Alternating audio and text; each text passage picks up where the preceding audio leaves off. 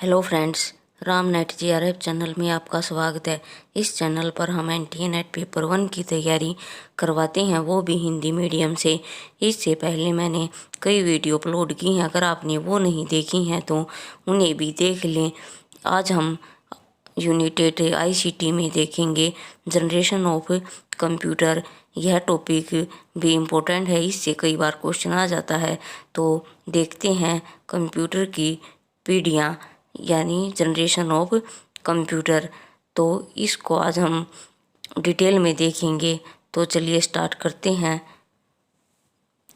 Computer की विभिन्न पीढ़ियाँ। Generation of computer.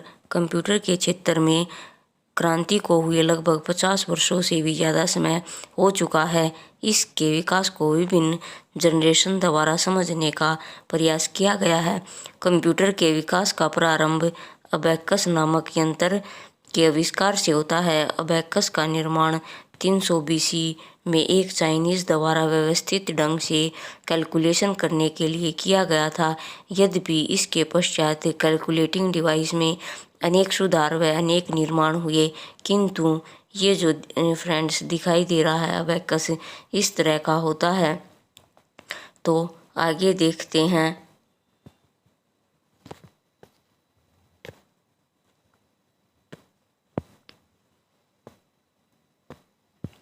वैचारिक रूप से कोई उल्लेखनीय उन्नति 18वीं शताब्दी तक नहीं हो पाई। 19वीं शताब्दी के प्रारंभ में जैकवार्ड ने ऑटोमेटेड लूम का निर्माण किया जो पंच कार्ड की सहायता से कार्य करता था।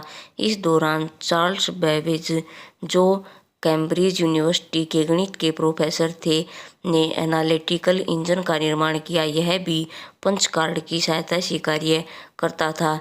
यह मशीन डाटा को स्टोर करने, कैलकुलेशन करने व डाटा को प्रिंट करने में सक्षम था। आज के मॉडर्न कंप्यूटर का आधार भी चार्ल्स बेबेज द्वारा बनाई गई यह मशीन ही है। इसलिए चार्ल्स बेबेज को फादर ऑफ मॉडर्न कंप्यूटर भी कहा जाता है। यह हमें नाम याद रखना है। चार्ल्स बेबेज कंप्यूटर का फादर किसे कहा जाता है, तो चार्ल्स बेबेज को कंप्यूटर का फादर कहा जाता है। इसको भी हमें ध्यान रखना है।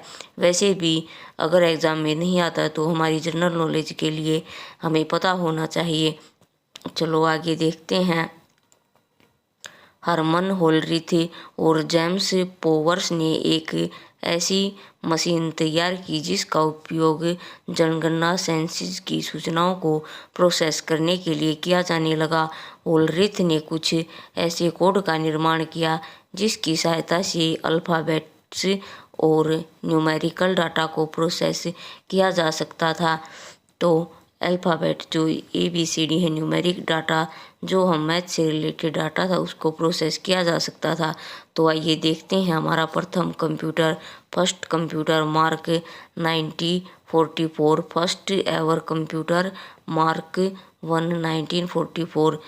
सन 1944 में होवर्ड G.K. एल्कर ने सर्वप्रथम ऐसी मशीन का निर्माण किया जो लॉजिकल कैलकुलेशन करने में सक्षम थी। यद्यपि यह डाटा को स्टोर करके नहीं रख पाती थी, फिर भी कंप्यूटर के इतिहास में यह अत्यंत महत्वपूर्ण थी। कंप्यूटर आइए यहाँ से स्टार्ट। तो हमें यह भी याद रखना है कि हमारा प्रथम कंप्यूटर कौन सा है, और ये हमारा मार्क 1944 में आया है। तो आइए यहाँ से हमारी कंप्यूटर की जनरेशन स्टार्ट होती हैं। आइए देखते हैं। फर्स्ट जनरेशन ऑफ कंप्यूटर 1940 या 1956। कहीं कहीं आगे पीछे 1-2 डिजिट का अंतर हो जाता है, तो ये सभी बुक्स में अलग अलग मिलता है। तो किसी में 1-2 नंबर आगे और 1-2 पीछे, तो इसे आप देख लेना। तो 1946 में एल्कर्ट और मैकली ने दुनिया का प्रथम कंप्यूटर बनाया जिसका नाम ENIAC electronic numerical integrated and calculator था। इसका जो ये नाम है और इसकी ये फुल फॉर्म है, हमें ये भी याद रखनी है क्योंकि एग्ज़ाम में ये पूछ लेता है। तो आइए आगे देखते हैं। इसमें जी स्पीड वैक्यूम ट्यूब का उपयोग किया गया जो स्विचिंग डिवाइस की तरह कार्य करते थे। इसमें अत्यंत अल्प मेमोरी थी, यानी कम मेमोरी थी। एक इनायक द्वारा दो संख्याओं को जोड़ने ऐड व 200 माइक्रोसेकंड का गुणा करने में 2400 माइक्रोसेकंड का समय लगता था। 1946 में प्रोफेसर जॉन वी न्यूमैन ने एक ऐसी मशीन को प्रस्तावित किया जिसमें प्रोग्रामिंग को कंप्यूटर की मेमोरी में स्टोर करके रखा जा सकता था। इस नियम के आधार पर प्रोफेसर मार्विन विल्कस ने 1949 में कंप्यूटर का निर्माण किया जो इकरी डिले लाइंस की सहायता से डाटा एवं प्रोग्राम्स को स्टोर करके कर सकता था। इसका नाम EDSAC था, electronic delay storage automatic calculator पड़ा। तो फ्रेंड्स, जो भी ये फुल फॉर्म है ये हमें सब याद रखनी है क्योंकि एग्ज़ाम में ऐसी फुल फॉर्म आ जाती हैं। तो आगे देखते हैं। सबसे पहले व्यावसायिक यानी बिजनेस के रूप में कंप्यूटर का उत्पादन हुआ, उसका नाम था यूनिवर्सल ऑटोमेटिक कंप्यूटर था। तो इसमें कंप्यूटर प्रथम जो हमारी जनरेशन थी उसकी विशेषताएं देखते हैं। जैसे ऊपर भी आया है, इस जनरेशन के जो कंप्यूटर थे उसमें वैक्यूम ट्यूब का इस्तेमाल होता था और ये वैक्यूम ट्यूब बहुत ज़्यादा बड़ी थी। तो सबसे पहले वैक्यूम ट्यूब का प्रयोग। दूसरा हमारा पॉइंट है लगातार रख रखाव की आवश्यकता, अत्यधिक उष्णता के जनक। फोर्थ, विश्वसनीयता का अभाव। फिफ्थ, सीमित डाटा स्टोरेज की क्षमता। सिक्स्थ, प्रथम वाणिज्यिक कंप्यूटर। 7, इनपुट आउटपुट प्रोसेस का अत्यंत धीमा होना। 8, मशीन लैंग्वेज में प्रोग्रामिंग। 9th, वैक्यूम ट्यूब के कारण कंप्यूटर का आकार अत्यंत विशाल।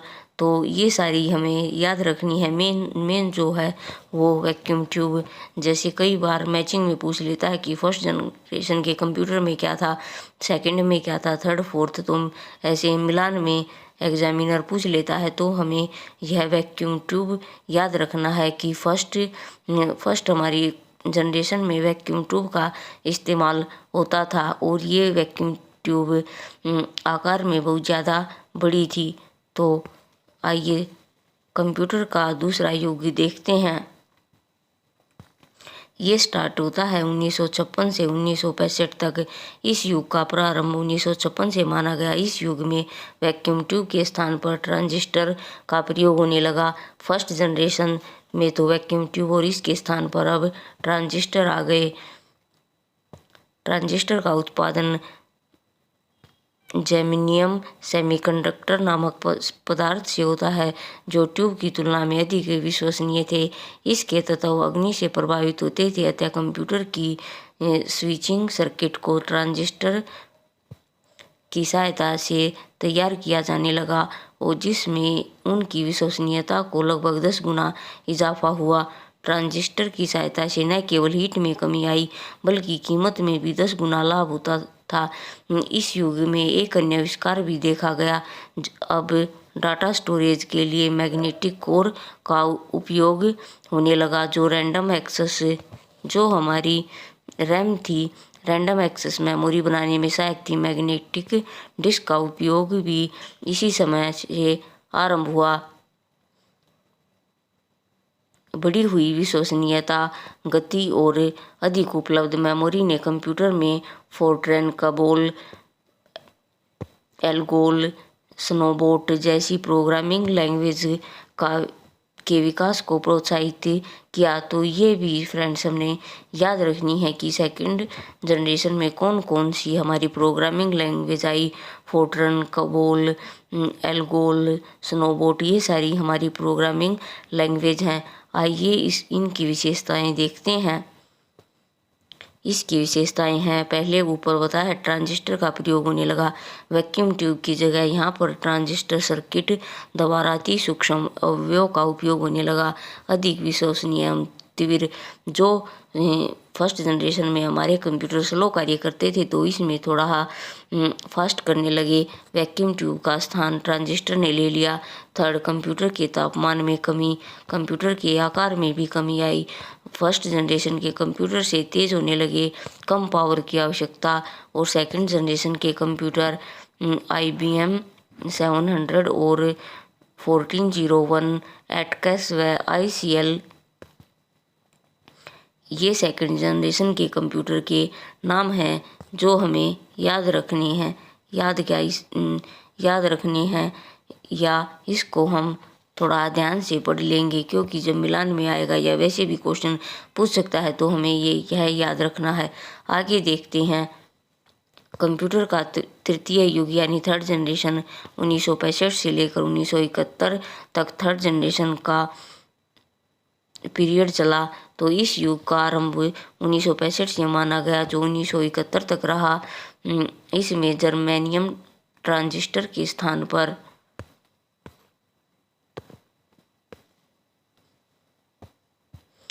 पर सिलिकॉन ट्रांजिस्टर्स का प्रयोग शुरू हुआ, जिसके कारण सिस्टम के control circuit small scale integrated circuit में बनने लगे, जिसके निर्माण में ट्रांजिस्टर, रजिस्टर एवं कैपेसिटर्स को एक सिंगल चिप पर संग्रहित किया गया जो सिलिकॉन से बनी थी। इस प्रक्रिया में कंप्यूटर के अंदरूनी भाग में वायर द्वारा जुड़े असंख्य तत्वों का एक भाग चिप पर एकत्रित कर दिया गया।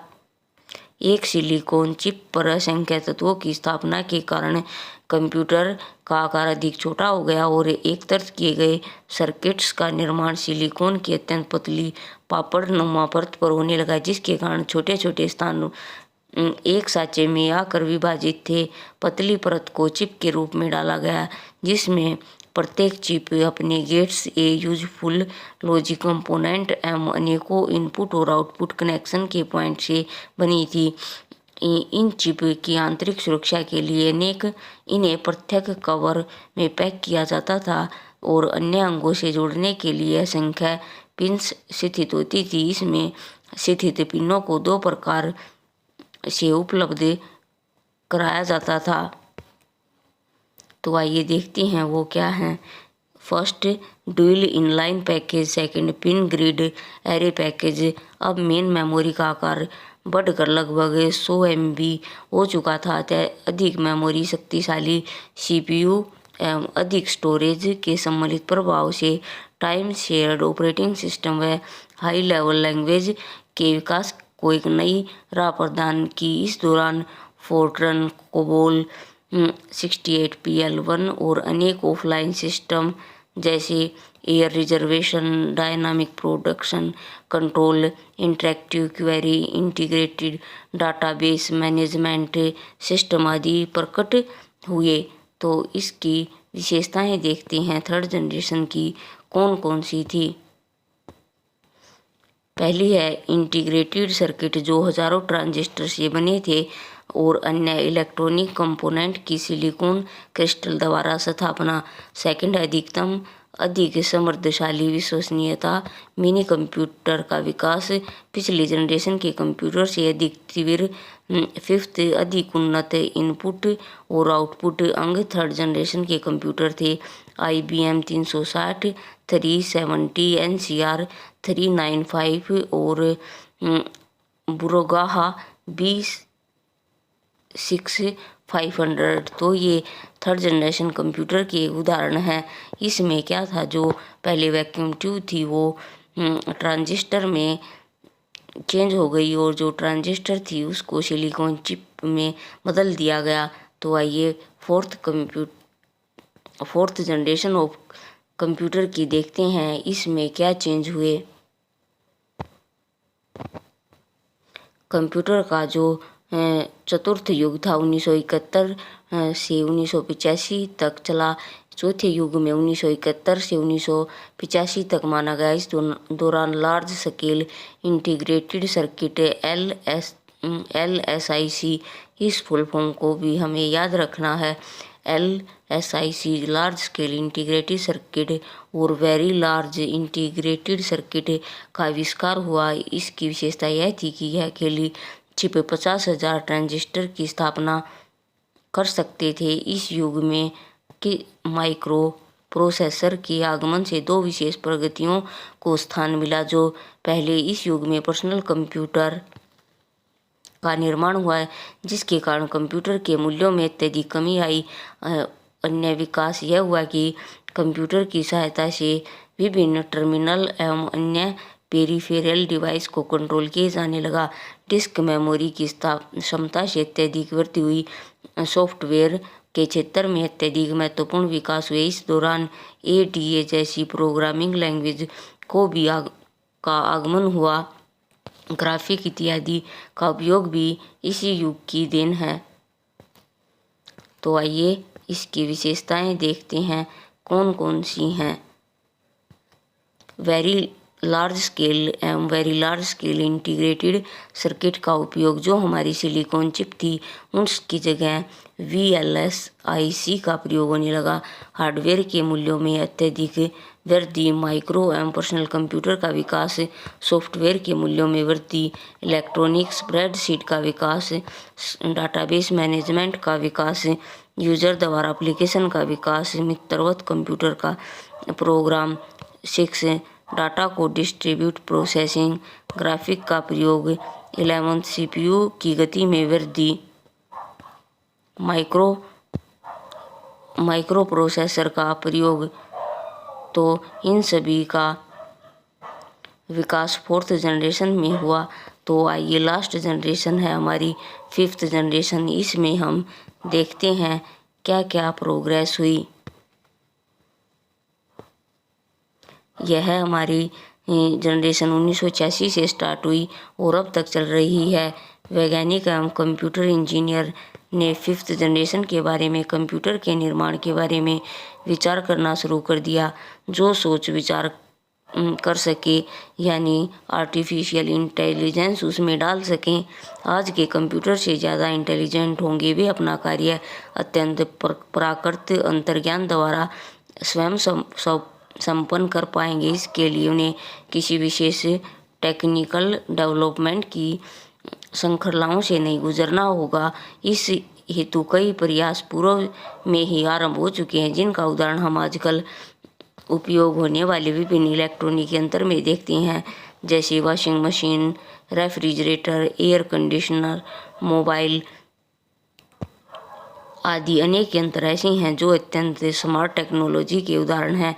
तो अब वो समय दूर नहीं जब कंप्यूटर अत्यंत स्मार्ट हो जाएंगे। यद्यपि सेमीकंडक्टर मेमोरी टेक्नोलॉजी का विकास हो चुका था, इसके साथ VLSI टेक्नोलॉजी भी सम्मिलित हो गई। साथ ही अधिक पावरफुल माइक्रो प्रोसेसर और अधिक स्टोरेज स्पेस आज कंप्यूटर में लगातार जुड़ते जा रहे हैं।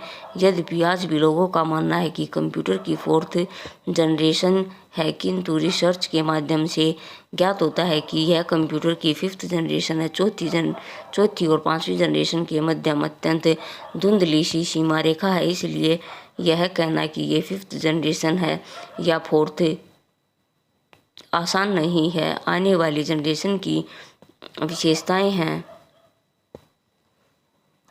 ऑर्गेनिक चिप का प्रयोग, सॉफ्टवेयर के मूल्यों में कमी, 3rd है हार्डवेयर के मूल्य में कमी, 4th है कीमत एवं काम के रेशो में इम्प्रूवमेंट, 5th पर्सनल कंप्यूटर का अधिक उपयोग और 6th है डाटा के स्टोरेज में वृद्धि। ये हमारी जो 5th जनरेशन है उसे आर्टिफिशियल इंटेलिजेंस की जनरेशन कहा जाता है। तो आज हमने कंप्यूटर की जनरेशन के बारे में डिटेल से जाना। तो ये आपको अच्छे तरह से समझ में आ गई होगी। अगर आपको इसमें कुछ डाउट है तो मुझे कमेंट बॉक्स में कमेंट करें। तो आज के लिए इस वीडियो में इतना ही। मिलते हैं नेक्स्ट वीडियो में एक नए टॉपिक के साथ। अगर आपको यह वीडियो पसंद आए और इस चैनल पर और अधिक वीडियो देखने के लिए इस वीडियो को लाइक करें और इस चैनल को साथ शेयर करें। तब तक के लिए खुश रहिए और अपने जीवन में आगे बढ़ते रहिए। Thank you.